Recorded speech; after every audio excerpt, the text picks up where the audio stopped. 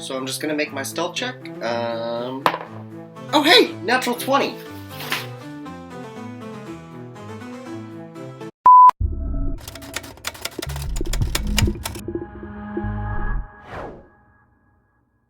Today we're going to be talking a little bit about the Scoundrels, which are the dex-based, kind of sneaky classes in Dungeons & Dragons. We're going to be taking a look at how they changed from the 2014 version to the 2024 version.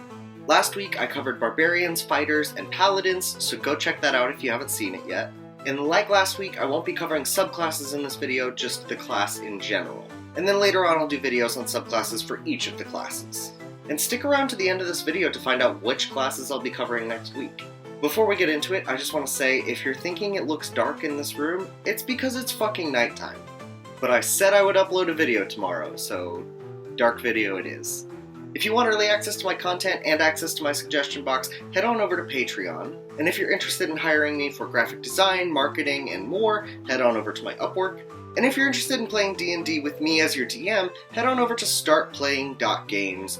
I have 2 different bi-weekly sandbox games and 2 weekly Strixhaven games, and in addition I have my fairy tale inspired one-shot The Enchanted Forest. And if tabletop miniatures are your thing, you might want to check out my Etsy store, Tyler's Stuff Shop. I have a bunch of minis available that I've already painted, as well as my custom miniature painting services. The links for all those things are down below, so go check them out. But without further ado, let's get started. We're going to kick things off by tuning in on Bards to see if they are hitting all the right notes. I'm so sorry.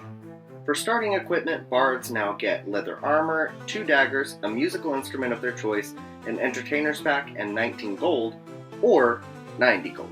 It seems Bards have lost their proficiency in hand crossbows, longswords, rapiers, and short swords, and instead they just get simple weapons. Which seems like a huge loss, because I can't really imagine a bard without picturing like a rapier-wielding guy. I don't know. But hey, at least they still get 3 musical instruments and any 3 skills.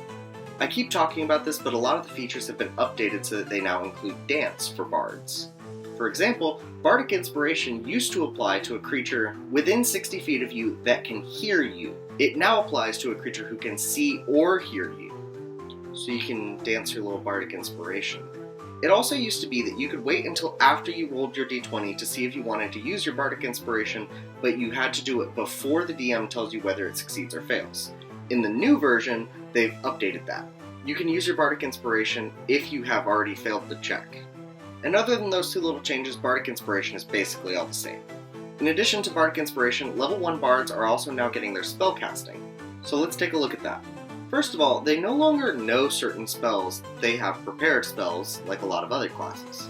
They also changed up the numbers a lot on the chart, so you still start with 4 spells at level 1, and you end with 22 spells, but all the stuff in the middle they've kind of switched around.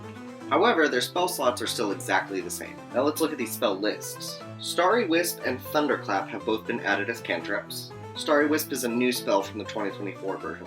For first level spells, they've added Color Spray and Command, which both make a lot of sense to me for bards. For second level spells, they've added Aid, Enlarge and Reduce, and Mirror Image. For third level spells, they just added Mass Healing Word. For fourth level spells, they added Fount of Moonlight and Phantasmal Killer. For fifth level spells, we got Rary's Telepathic Bond, Synaptic Static, and Rolanda's Regal Presence. For sixth level spells, they added Hero's Feast. For seventh level spells, they added Power Word Fortify and Prismatic Spray.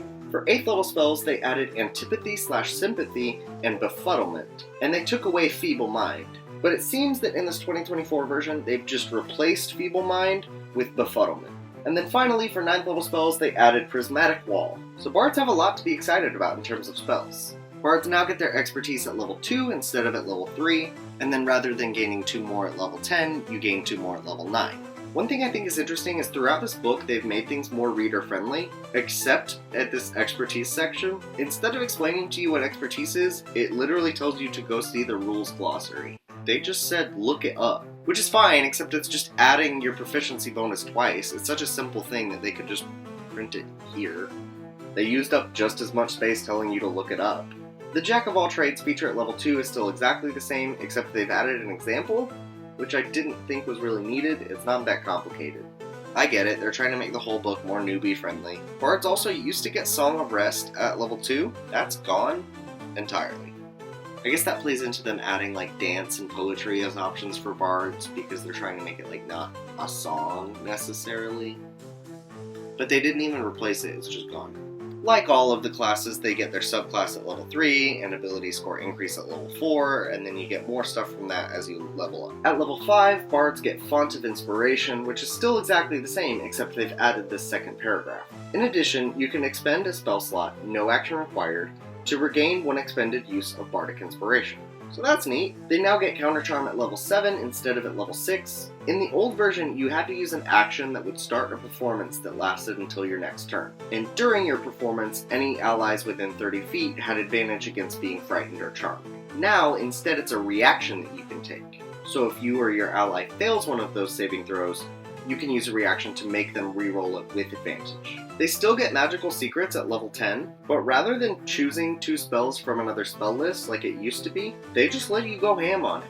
So starting at level 10, you just could be a bard that has all druid spells, or all wizard spells. Like, someone tell me if I'm misreading that, but that's what it says. And then for the final feature that bards used to get in the 2014 version, but not the final feature now, we have Superior Inspiration. Bards used to get this at level 20, but they now get it at level 18 instead. And not only are you getting it sooner, it's also better.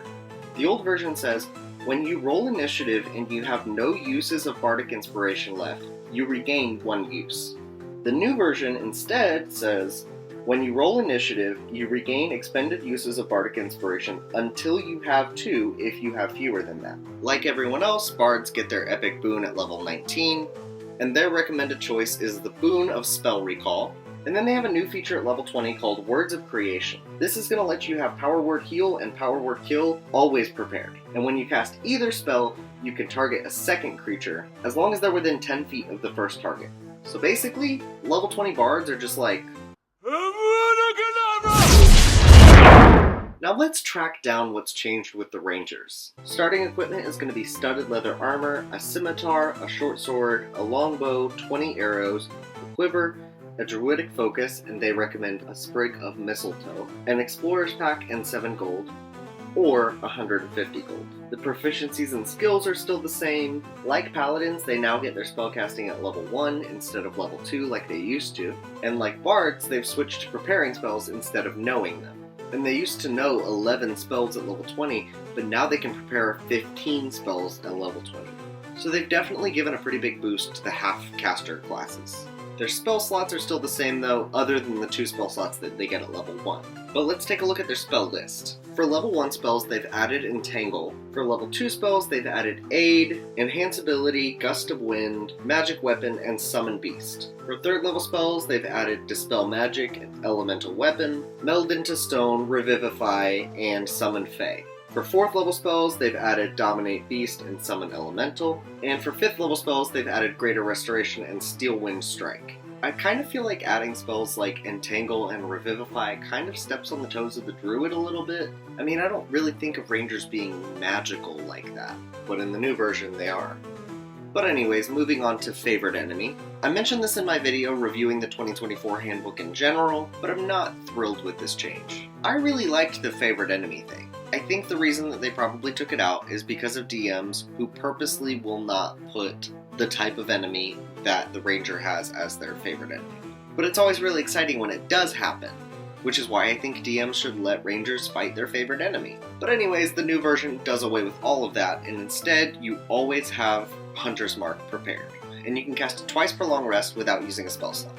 And I like that spell, it's just... The number of times is also going to go up as you level up, and they've added a column on the table that tells you all that. By level 20, you have 6 uses of your Hunter's Mark. And the final thing that Rangers get at level 1 is Weapon Mastery. I've talked a little bit about Weapon Mastery in my other videos, but Rangers get to choose 2 weapons to have their Weapon Mastery with. They don't get any more at higher levels. At level 2, they get Deft Explorer, which sounds like it's going to have something to do with tracking or exploring. It has nothing to do with any of that. Instead, you get expertise in 1 skill and 2 languages. That's the whole thing. Deft Explorer. Okay. You also get a fighting style at level 2, and like Paladins, Rangers get their own specific option in the chapter, and then the rest of the options are further in the other chapter. The Ranger's extra option is Druidic Warrior, which lets them choose 2 Druid cantrips, and this is good because Rangers don't typically get cantrips. At level 5, they still get their extra attack just like they used to, but from this point on, they've basically rewritten the Ranger class until we get to Feral Senses at level 18. So Landstride, Hide in Plain Sight, and Vanish are all gone.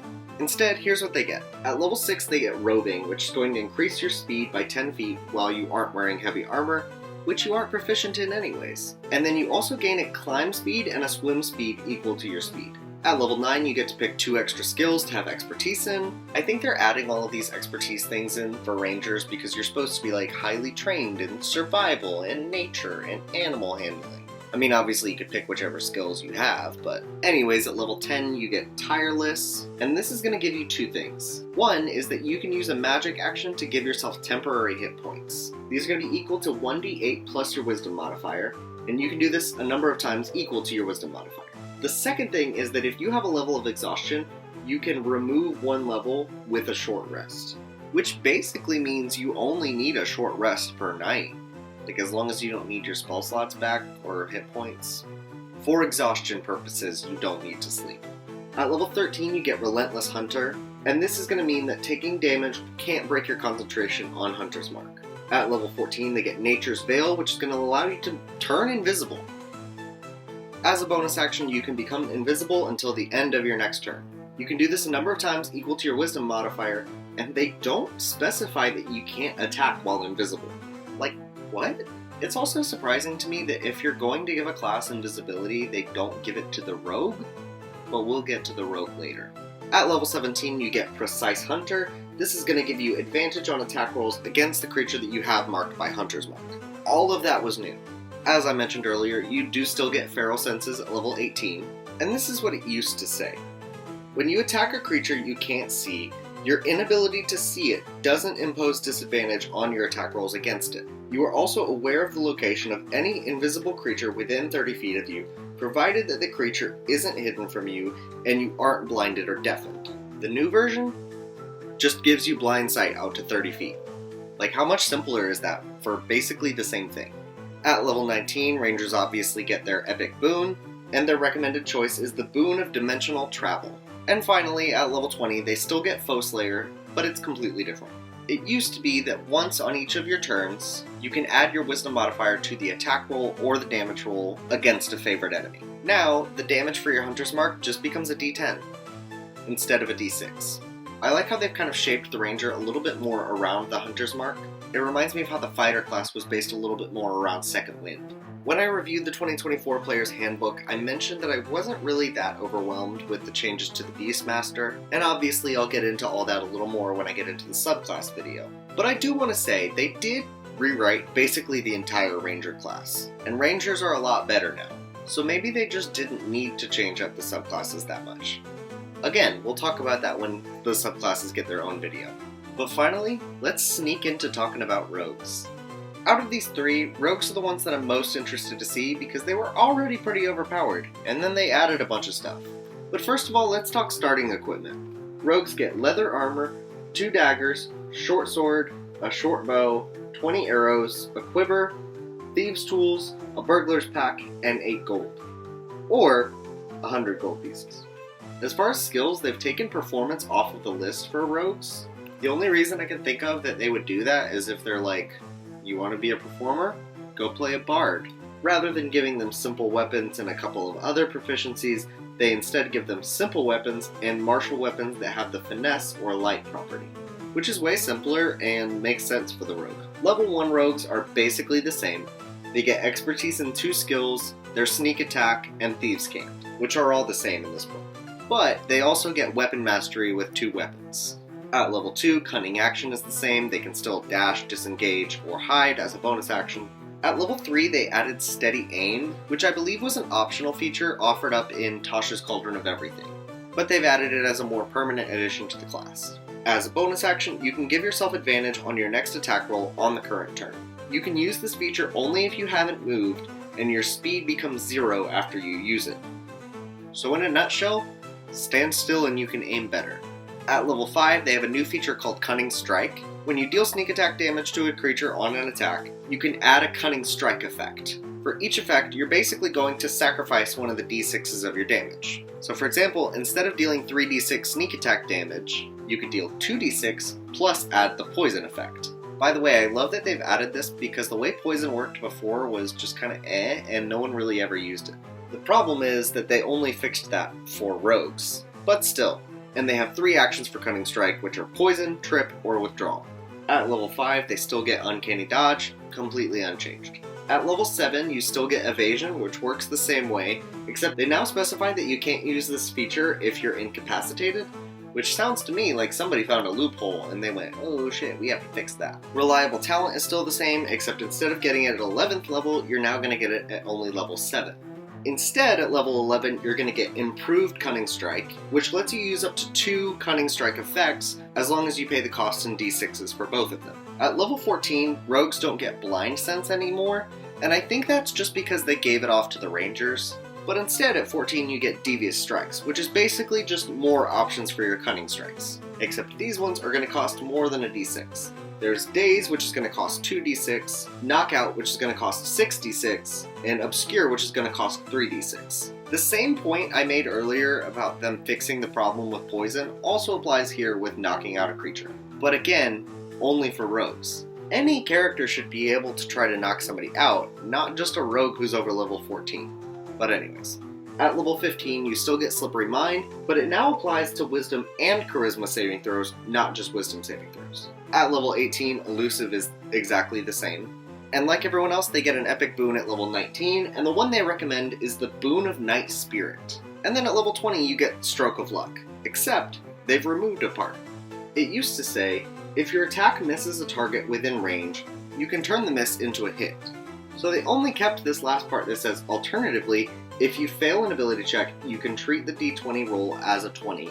Once you use this feature, you can't use it again until you finish a short or long rest. So basically, the feature just doesn't apply to attacks anymore. It only applies to skill checks. And that's it for the rogue. Once again, I love taking the iconic ability and making it more baked into the class the way that they have with Sneak Attack with rogues. I also think it's funny that while they did add and change some things, I noticed that out of all of the classes that I've reviewed, the rogue seems to have the most stuff that was just copied and pasted from the original. Because we all know they're overpowered, so they were like, why mess with success? And that's it for those 3 classes. Like I keep mentioning, soon I'll do a video just about the subclasses. First, I gotta get through the rest of these classes. And next week I'll be covering the wisdom-based classes. That's gonna be your clerics, that's gonna be your druids, and that's gonna be your monks. So if you're interested in any of that, subscribe and ring the bell so that you don't miss it. And tell me in the comments, what are your thoughts on the 2024 rules so far? Do you think you'll be playing as a bard, ranger, or rogue? Which is your favorite out of the 3? And I'll see you next week. Rogues get a leather dagger, Jesus fucking Christ.